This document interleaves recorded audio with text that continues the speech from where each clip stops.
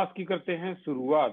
तो आज की क्लास में हम करने वाले हैं अगले क्वेश्चन जो स्ट्रक्चर ऑफ एटम के जो हैं वो डिपेंडेंट है वो।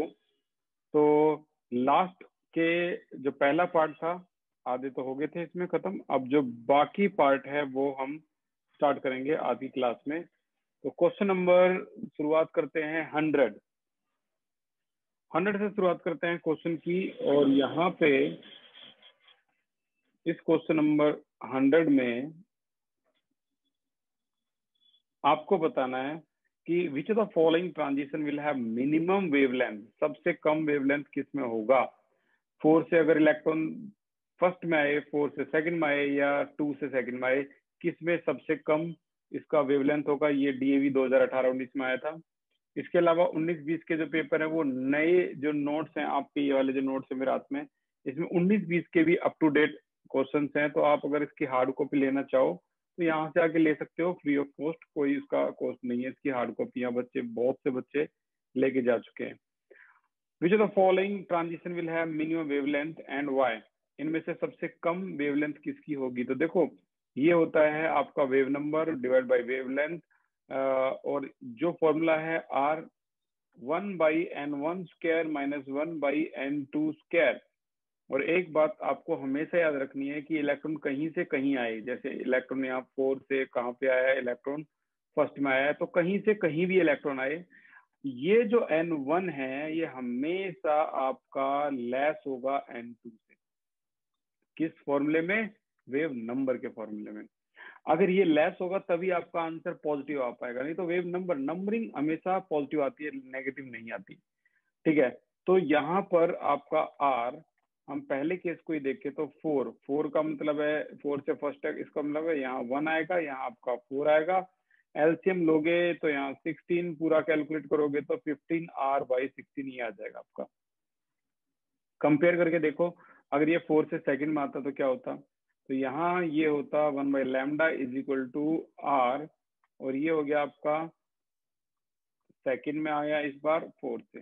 ठीक है, तो ये 16 है यहाँ पे, और 4 माइनस में 1, ये आ गया आपका 3/1। ठीक है, ये आ गया आपका 3r/16। तो जैसे कि हम देख पा रहे हैं अभी भी ये वैल्यू ज्यादा है, यानी ये वैल्यू ज्यादा का मतलब वेव नंबर की वैल्यू ज्यादा है। और वेव नंबर की वैल्यू जब ज्यादा होती है हर बार आपकी, इन तीनों केसेस में सबसे ज्यादा आपकी इसी में आएगी, पहले वाले केस में आएगी n4 से n1। तो वेव नंबर की वैल्यू ने देखो यहाँ पर ये जीत चुका है वेव नंबर। यहाँ 3r/16 था, यहाँ पर है आपका 15r/16, तो ये जीत चुका है। लेकिन हमसे उन्होंने ये नहीं पूछा, हमसे पूछा है किसकी मिनिमम वेवलेंथ होगी। Maximum wave number = 1/λ। तो ये मैक्सिमम होने का मतलब क्या है, आपका लैम्डा मिनिमम होगा। तो यहाँ पर हम कह सकते हैं कि इस वाले केस में, पहले वाले केस में हमारा मिनिमम वेवलेंथ होगी। तो ये वाला एक क्वेश्चन था जो करना था, तो ये भी हो गया खत्म। अगला एक क्वेश्चन और भी है, इसको डिस्कस करते हैं। तो बताइए, क्वेश्चन में पूछा गया है select the number of electron that can have spin quantum number -12 spin quantum number है। तो बताइए इसमें कितने इलेक्ट्रॉन होंगे इन केस ऑफ 4p। अब 4p बोल दिया है और -12 की बात हो रही है, तो जाहिर सी बात है इसमें पूरे 4 में इस तरीके से 1 2 कितने इलेक्ट्रॉन होते हैं, मैक्सिमम 6 इलेक्ट्रॉन हो सकते हैं। लेकिन -12 वाले कितने होंगे, तो आंसर आएगा हमारा 3।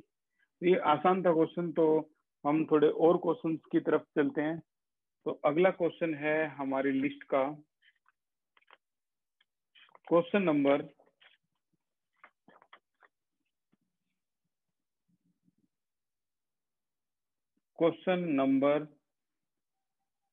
87। देखते हैं, ये रहा 87 केंद्रीय विद्यालय ने क्वेश्चन किया था, पूछा था right the electronic configuration of the following.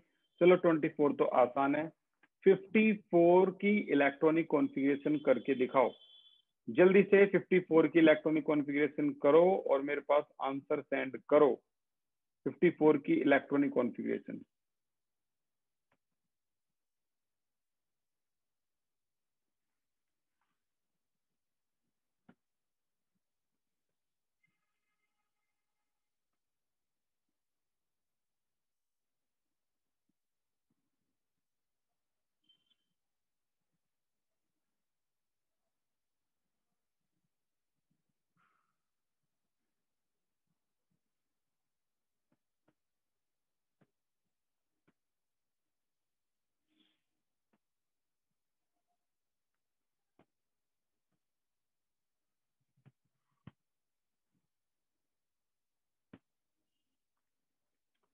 54।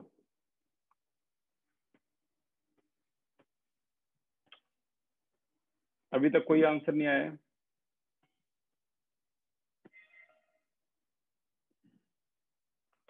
अगर आपके एग्जाम में ये आता तो आप इसका क्या करते? 54 की इलेक्ट्रॉनिक कॉन्फ़िगरेशन पूछ ली, ये तो बात सच है कि 2, 10, 18, 36, 54 ये आपका एलिमेंट कौन सा है? जीनोन है ये तो कंफर्म है, ये जीनोन है। तो कॉन्फ़िगरेशन क्या होगी इसकी? Electronic configuration. पिछले बैच में 2 बच्चों के आंसर आए थे, इस बैच में देखते हैं कितने के आएंगे।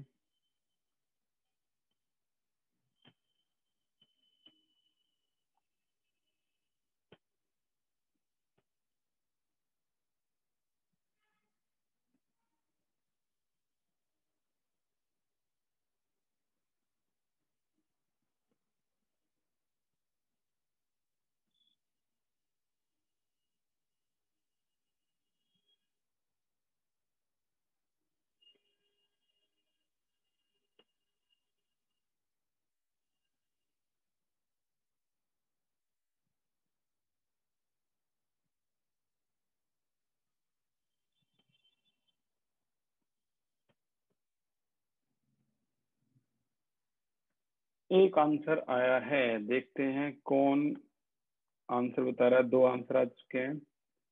मानसी शर्मा, वेरी गुड, ये करेक्ट है। ऋतिक वर्मा, वेरी गुड, ये भी करेक्ट है। बिल्कुल, ये 2 आंसर बिल्कुल ठीक है। तो देखो, जीनोन जीनोन 54 है, तो ये जाहिर सी बात है n इज इक्वल टू 5, यानी 5th पीरियड में होगा। इससे ऊपर है आपका क्रिप्टन, तो ये है यहाँ पे क्रिप्टन। और कॉन्फ़िगरेशन अगर यहाँ देखेंगे तो देखो f तो होता ही नहीं 5th में, तो d होगा तो n-1d यानी 4d। ये आ गया आपका 5s, ये आ गया आपका 5p। इलेक्ट्रॉन फिल करोगे तो देखो 36 + 2 38 + 10 48 + 6 54। तो ये आपकी इलेक्ट्रॉनिक कॉन्फ़िगरेशन इसकी हो चुकी है।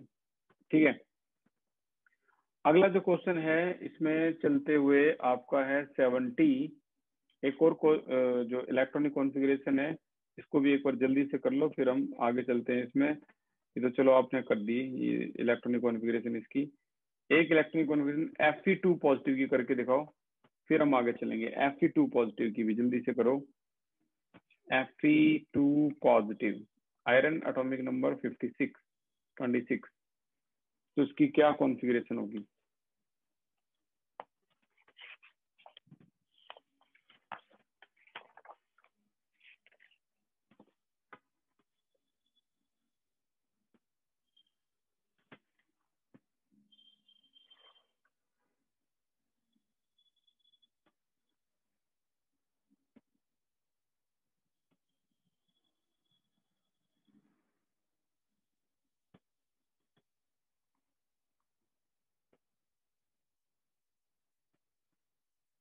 रेनू, बिल्कुल ठीक है, ये बहुत बढ़िया। और कोई?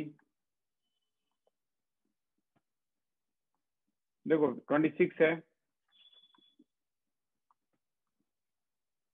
अब्दुल, बहुत बढ़िया, ये भी ठीक है।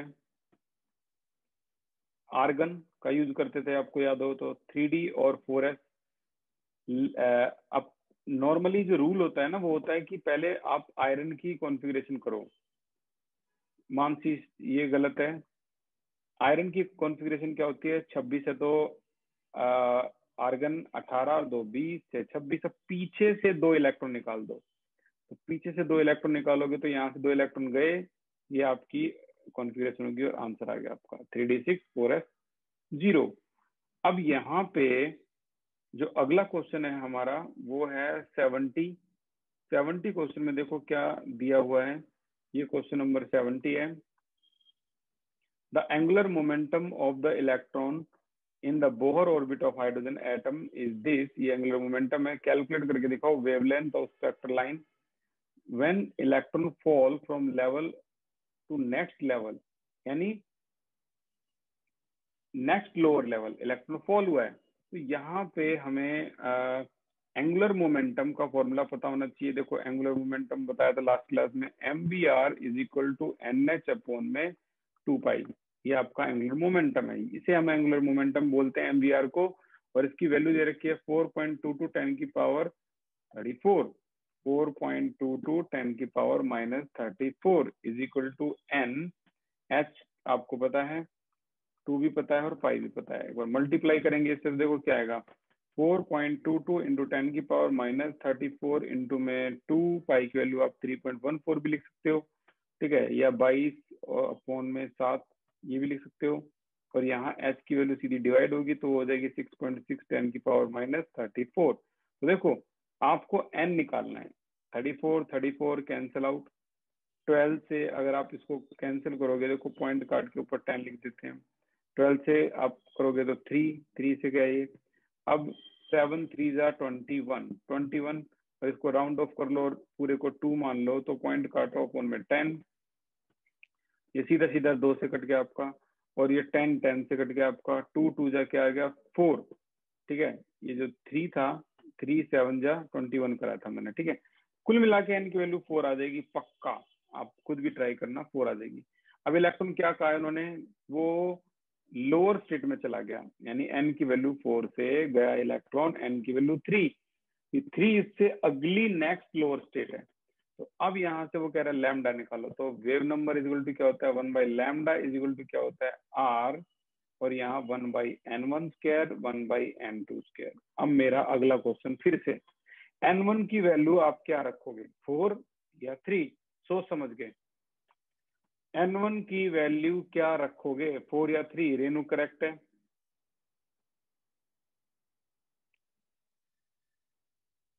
और कोई? n1 की वैल्यू क्या रखेंगे, अब्दुल करेक्ट है, और कोई?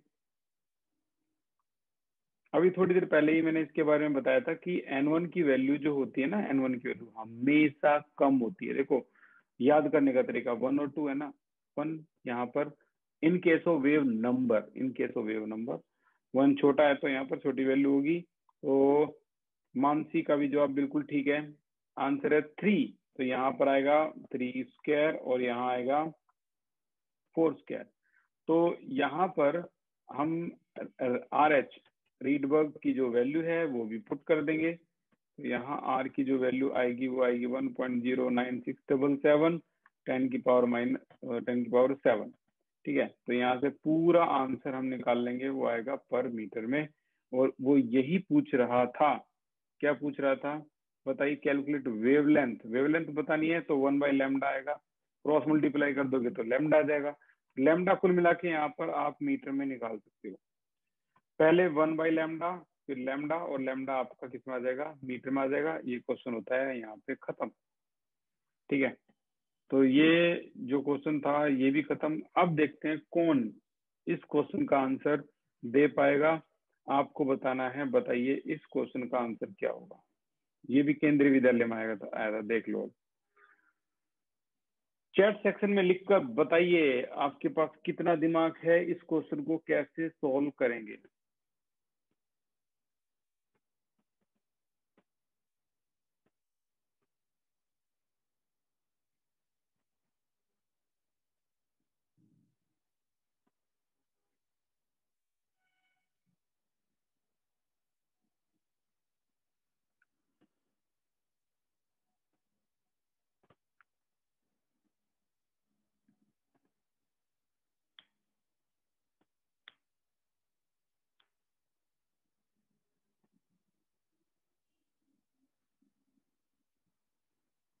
सिंगल वर्ड आंसर है, आप जल्दी से इसका आंसर भी लिख सकते हो।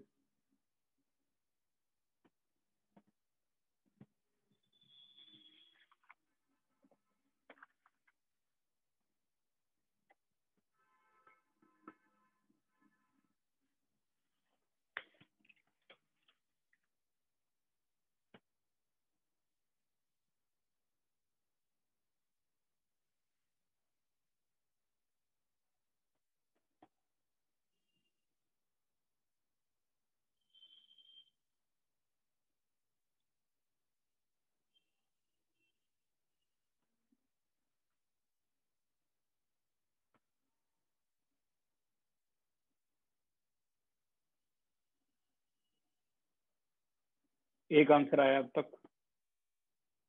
मानसी, ये गलत जवाब है। ऋतिक का जवाब करेक्ट है। कॉन्ग्रेचुलेशन ऋतिक वर्मा भाई, बहुत बढ़िया। इस क्वेश्चन का आंसर थोड़ा टिपिकल था, लेकिन रेनू गलत है, मानसी गलत है, ऋतिक ठीक है। 4f सबशेल, 4f सबशेल है, इसमें 10 इलेक्ट्रॉन है। बताइए maximum number of electron having spin in the same direction. Same direction में ज्यादा से ज्यादा इलेक्ट्रॉन में से कितने इलेक्ट्रॉन की स्पिन है। अब मानसी और रेनू दोनों का जवाब ठीक है। तो देखो एफ, 4f सबशेल, एफ को तो सभी जानते हैं। एफ में इलेक्ट्रॉन कुछ इस तरीके से फिल होते हैं। ये एफ है, यहाँ पर 1 2 3 4 5 6 7। अब इलेक्ट्रॉन फिल करोगे कितने, 10 इलेक्ट्रॉन फिल करने हैं। तो 1 2 3 4 5 6 7 8 9 10। तो एक ही डायरेक्शन में अगर आप देखोगे तो ऊपर वाले आपको कितने, 7 इलेक्ट्रॉन। करेक्ट आंसर है इसका 7 electron having spin in the same direction में स्पिन है इसकी। ये क्वेश्चन भी होता है खत्म। अगला क्वेश्चन है एक 97 देखते हैं। 97 ये क्वेश्चन है, electronic energy is negative in an atom. Atom के अंदर इलेक्ट्रॉनिक एनर्जी जो होती है वो नेगेटिव होती है, क्यों होती है। देखो जो न्यूक्लियस है और चारों तरफ जो इलेक्ट्रॉन घूमते हैं, ये यहाँ इलेक्ट्रॉन है, ये यहाँ इलेक्ट्रॉन है। आपने देखा होगा कि हम कभी भी En की वैल्यू लिखते हैं तो -2.18 किसी भी शेल में इलेक्ट्रॉन घूम रहा है उसकी एनर्जी कैसे लिखते हैं, इस तरीके से एनर्जी को लिखते हैं जूल में हम। तो ये क्वेश्चन है कि ये माइनस क्यों है, what is the meaning of the sign minus. उसका मतलब है जितने भी इलेक्ट्रॉन घूमते हैं वो न्यूक्लियस से एक तरह से अट्रैक्ट होते हैं अपोजिट चार्ज की वजह से। और जब अट्रैक्ट होते हैं तो एक तरह का बॉन्ड फॉर्म होता है, इनके बीच में एक बॉन्ड फॉर्म होता है, तो एनर्जी रिलीज होती है। ये इसका एक प्रॉपर जो रीजन है वो है। ठीक है, बाकी इसका जो प्रॉपर आंसर है वो मैं आपके पास सेंड कर दूंगा, लेकिन जो मेन लॉजिक है वो यही है जो मैंने अभी बताया है। ठीक है। अच्छा, एक और क्वेश्चन यहाँ किया गया है, hydrogen atom has 1 electron in the outermost shell but it produce many spectral line. बहुत सी स्पेक्ट्रल लाइन बना सकता है, क्यों। क्योंकि मानते हैं कि इलेक्ट्रॉन तो एक है, लेकिन हाइड्रोजन एटम के अंदर शेल जो होती हैं वो कितनी होती है, इन्फिनिटी। तो इलेक्ट्रॉन किसी भी शेल से जब किसी भी शेल में आता है तो उस पर एक स्पेक्ट्रल लाइन आपको मिलती है। तो इसलिए उन्होंने कहा है it produce many spectral line because a lot of shells are there, infinity shells are there, जिसकी वजह से ऐसा होता है। ठीक है। और एक क्वेश्चन हम डिस्कस करते हैं, रुक्मिणी देवी पब्लिक स्कूल का बिल्कुल करंट क्वेश्चन आया है 108, क्वेश्चन नंबर 108। अब आप देख लो आपके नोट्स 100 पे खत्म हो गए हैं और ये 108 पे। तो अप टू डेट नोट जो है वो मेरे पास है, 8 क्वेश्चन ज्यादा हैं, बिल्कुल लेटेस्ट, गवर्नमेंट के, डीएवी के, रुक्मिणी देवी पब्लिक स्कूल के, महाराजा अग्रसेन के। तो आपको इसकी हार्ड कॉपी अगर चाहिए तो आप इसकी हार्ड कॉपी ले लेना। बार बार बोला मैं, फ्री ऑफ कॉस्ट, कभी सोचो कि इसका कोई कॉस्ट है, नहीं। क्वेश्चन है रुक्मिणी देवी पब्लिक स्कूल का 5 नंबर का क्वेश्चन है। मोस्टली प्राइवेट स्कूल जैसे डीपीएस रुक्मिणी देवी हो गया, ये पूछते हैं इसको, when electromagnetic radiation of wavelength 300 nanometre fall on the surface of sodium, यानी तो एनसीईआरटी का क्वेश्चन है। एनसीईआरटी में अगर हम चलें तो ये एनसीईआरटी का क्वेश्चन है और प्रॉब्लम है एनसीईआरटी की, ये देखते हैं कौन सी है।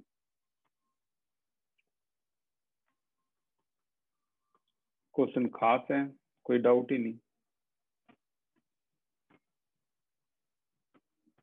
फोटो इलेक्ट्रिक इफेक्ट पे क्वेश्चन है तो यही होना चाहिए।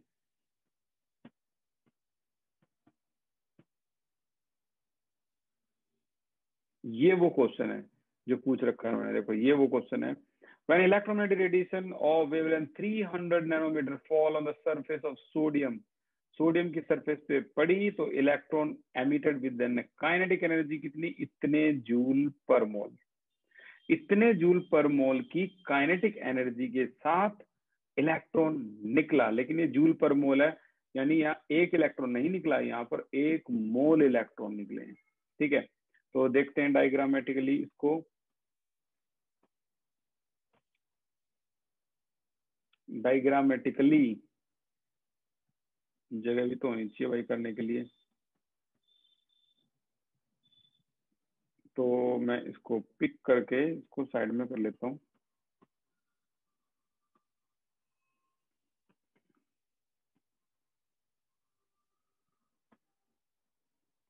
कट,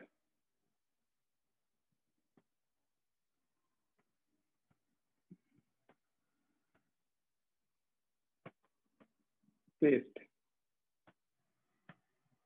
अब सही है, साइड में थोड़ी सी जगह बनी है और क्वेश्चन भी हमारा यहीं पे रहेगा। तो इसको, ये वाली कवाड़े को हटाते हैं यहाँ से।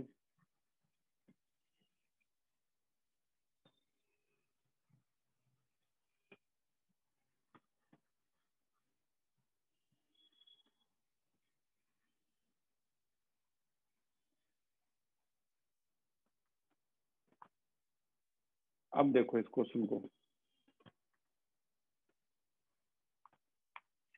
क्वेश्चन में कहा गया है अगर कोई इलेक्ट्रोमैग्नेटिक रेडिएशन है 300 नैनोमीटर की है, तो यहाँ पर हम ऐसे बना सकते हैं डायग्राम कि भाई ये सोडियम है, ठीक है, और यहाँ पर ये मेटल रेडिएशन इस पे स्ट्राइक हुई, जिसकी लैम्डा को कैलकुलेट करोगे तो 300 नैनोमीटर है। तो यहाँ से इलेक्ट्रॉन इजेक्ट हुआ, ठीक है, और ये फोटो डिटेक्टर पे टकराया, डिटेक्टर पे टकराया।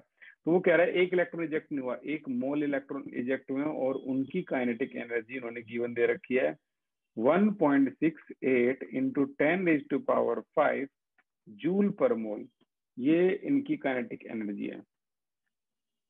डिसेबल करना भूल गया मैं जूल पर मोल, ठीक है। अब यहाँ पर जूल पर मोल होने की वजह से अब उन्होंने कहा है कि रेडिएशन 300 की, पहले तो काम कर लेते हैं हम, ये जो काइनेटिक एनर्जी है ना, इसको जूल पर मोल है, इसको जूल में कर लेते हैं, क्योंकि उन्होंने जो क्वेश्चन की डिमांड हमसे करी है वो ये कहा गया है what is the minimum energy needed to remove electron from sodium, what is the minimum energy needed. तो यहाँ पर कम से कम मिनिमम एनर्जी का मतलब है W0 निकाल के दिखाइए, और लास्ट में कहा है what is the maximum wavelength that will cause photoelectron to emit. तो हम मिनिमम एनर्जी को जूल में निकाल लेंगे, और काइनेटिक एनर्जी आपके सामने है ही है, इसको भी हमें जूल में ही करना है, ये 1 मोल है। तो 1 मोल का मतलब है 6.022 इंटू 10⁻23 इलेक्ट्रॉन की काइनेटिक एनर्जी है 1.68 इंटू 10⁵ जूल पर मोल, ठीक है। तो एक इलेक्ट्रॉन की कितनी हो जाएगी 1.68 इंटू 10⁵ डिवाइडेड बाय 6.022 10⁻23। तो हमारा जो आंसर आएगा इसका वो इस तरह से ही आ जाएगा। अगर हम इसको डिवाइड करते हैं तो जूल में वैल्यू आएगी। एनसीईआरटी ने अलग तरीके से किया है, हम इसको अलग तरीके से कर रहे हैं और आसान वाले तरीके से कर रहे हैं, ठीक है। तो इसका जो आंसर है 1.6 से डिवाइड बाई 6.022, तो आंसर है 2.8 इंटू 10⁻⁻19 जूल। ये इसकी आपकी एक इलेक्ट्रॉन की एनर्जी जूल में आ गई है।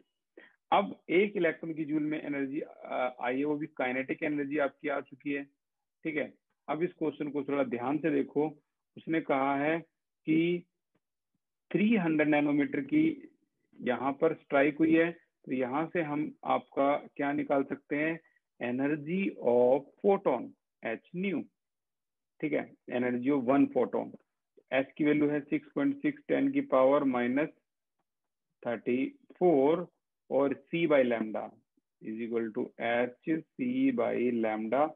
यहाँ c है 3 into 10⁸8 divide by lambda 300 nanometre का मतलब है 10⁻⁹। तो यहाँ मैं नहीं मानता इसको कैलकुलेशन, ये देखो 100 से कैंसिल आउट हो गया, सीधा सीधा आंसर आया 6.6 10⁻7 15 और 19, तो 19 जूल। इतना जूल एनर्जी एक फोटोन की आ गई है आपकी, ठीक है। तो ये कुल मिला के एच न्यू की वैल्यू आ चुकी है और यहाँ काइनेटिक एनर्जी की वैल्यू आ चुकी है। आपको क्या निकालना है, वर्क फंक्शन तो वर्क फंक्शन क्या होता है?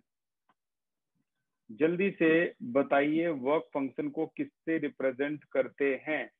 जल्दी से बताइए भाई चैट सेक्शन, वर्क फंक्शन को किससे रिप्रेजेंट करेंगे? चैट सेक्शन,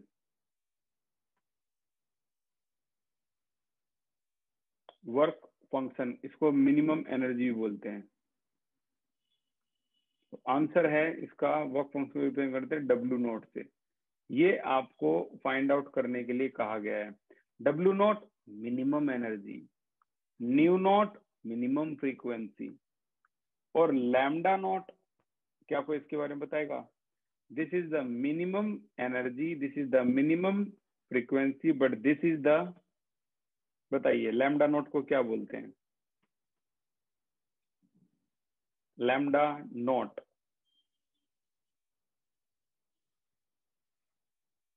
को क्या बोलते हैं?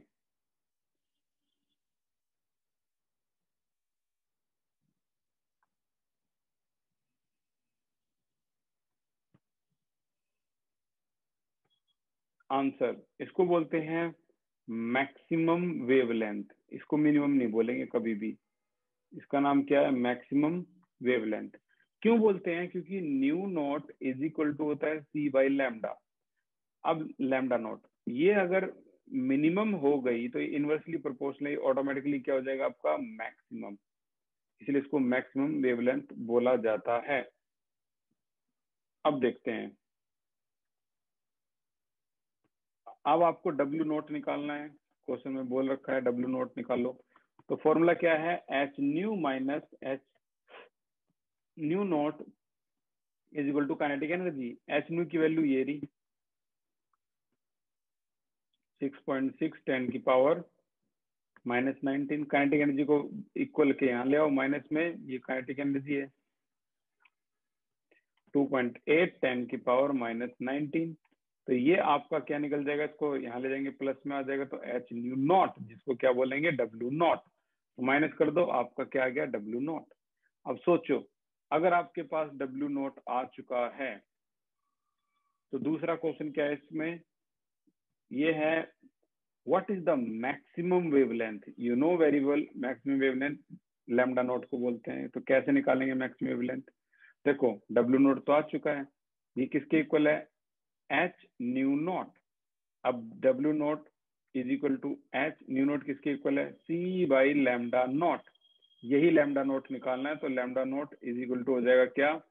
एच सी अपॉन में डब्ल्यू नॉट। एच की वैल्यू पता है, सी पता है, और डब्ल्यू नॉट अभी अभी निकाल के हटे हम, ठीक है, इस वाले फॉर्मूले से। तो ये आपका पूरा क्वेश्चन यहाँ तक हो गया सॉल्व। इस तरीके से हम इस क्वेश्चन को सॉल्व करेंगे, और जो क्वेश्चन है इसके वो मैं आपको दे रहा हूँ, इसको ट्राई करना एक बार। जल्दी से ज्योमेट्री बनाकर दिखाइए। ये 2019-20 में आया था गवर्नमेंट स्कूल में। जल्दी से ज्योमेट्री बनाकर दिखाइए किसकी? डी एक्स वाई की। डी एक्स वाई की ज्योमेट्री बनाकर दिखाइए। डी एक्स वाई आपको ये उस पर बनाना है, कागज पे बनाओ, उसकी पिक लो और मेरे पास सेंड करो। मैं देखता हूँ किसकी बिल्कुल एक्यूरेट ज्योमेट्री है। डी एक्स वाई का डायग्राम बनाइए। ये गवर्नमेंट 2019-20 में पूछा गया क्वेश्चन है, बिल्कुल लेटेस्ट जो आए हुए हैं। डीएवी स्कूल ने देखो क्या क्या पूछा है 4 नंबर का। Poly exclusion principle, Heisenberg uncertainty principle, hunts rule of maximum multiplicity और आहबाउ प्रिंसिपल, ये डीएवी ने पूछा है।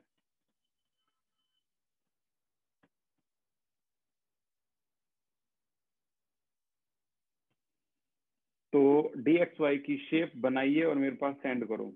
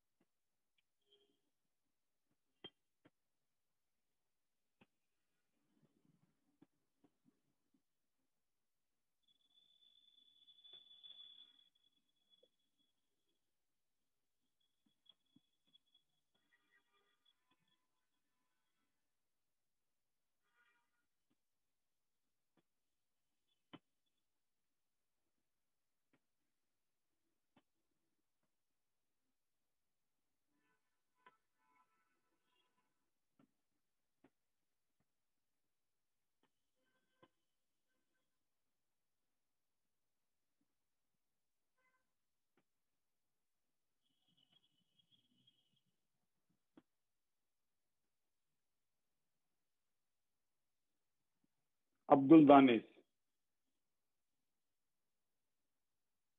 वेरी गुड अब्दुल, बिल्कुल ठीक है, नो डाउट, एक आंसर तो बिल्कुल ठीक है भाई। और dxy, dxy की जो शेप है वो आपकी होती है इस तरीके से, ये है आपका x, ये है आपका y, तो इसके बीच में आपको इस तरीके से लॉब्स बनाने होंगे, 4 लॉब्स dxy। लेकिन जो dx square to y square है, ये जो शेप है ये आपकी x यहाँ वैसा का वैसा होगा, लेकिन ये लाइन पे आपको ऐसे ड्रॉ करना होगा। ये दो शेप ऐसी हैं जो बहुत ज्यादा बार एग्जाम में पूछी गई है। इसके अलावा अगर कुछ आता है तो वो डी जेड स्क्वायर है, ठीक है।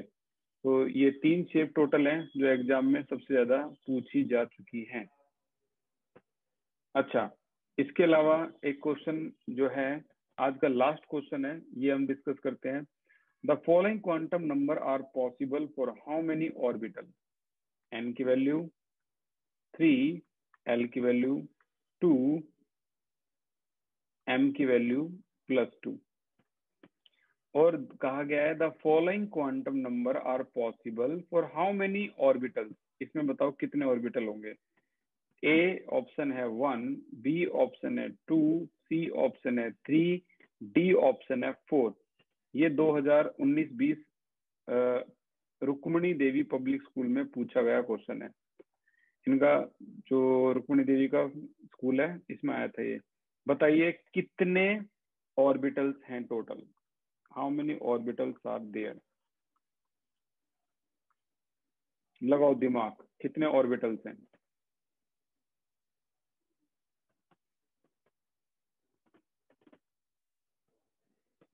How many orbitals?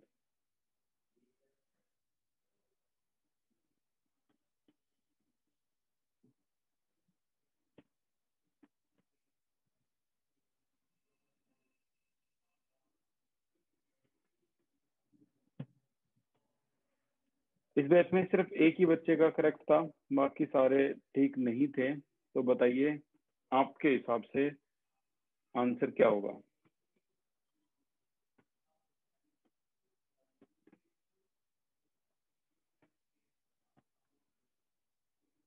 The following quantum number are possible for how many orbitals? ये क्वांटम नंबर है और बताने कितने ऑर्बिटल्स आएंगे। एक भी अभी तक आंसर नहीं आया है तो ध्यान से सुनना भाई। एन की वैल्यू अगर मान लो 3 है और एल की वैल्यू अगर 2 है, हाँ जी पॉसिबल है, आ सकती है। तो एम की जो वैल्यू है वो क्या आएगी? देखो 2 को देखकर अगर हम देखें तो +2, +1, 0, -1, -2 इतनी सारी आ सकती हैं। लेकिन इन्होंने एक पर्टिकुलर वैल्यू दे दी है, ये इन्होंने पर्टिकुलर वैल्यू दे दी है +2। तो आपको सारी लिखने की जरूरत नहीं है, सिर्फ और सिर्फ वही लिखेंगे जो गिवन है, क्या? +2। तो ये क्वांटम नंबर शेल बताता है, ये क्वांटम नंबर सब शेल बताता है, ये क्वांटम नंबर ऑर्बिटल बताता है। तो कुल मिला के यहाँ एक ही ऑर्बिटल है, एक ही डब्बा है, तो ऑप्शन नंबर 1 इज करेक्ट। ठीक है, एक ही डब्बा है इसमें, एक ही ऑर्बिटल की वजह से ऑप्शन नंबर 1 इज करेक्ट। ये क्वेश्चन था जो आया हुआ था। अब हम जो नेक्स्ट क्लास है उसमें रिवीजन के उसमें देखो आपका 1 हो चुका है, 2 हो चुका है, 3 हो चुका है, अब नंबर है 4th का। तो अगली क्लास में हम इस 4th को करने वाले हैं मंडे से। ठीक है, thank you so much for the class.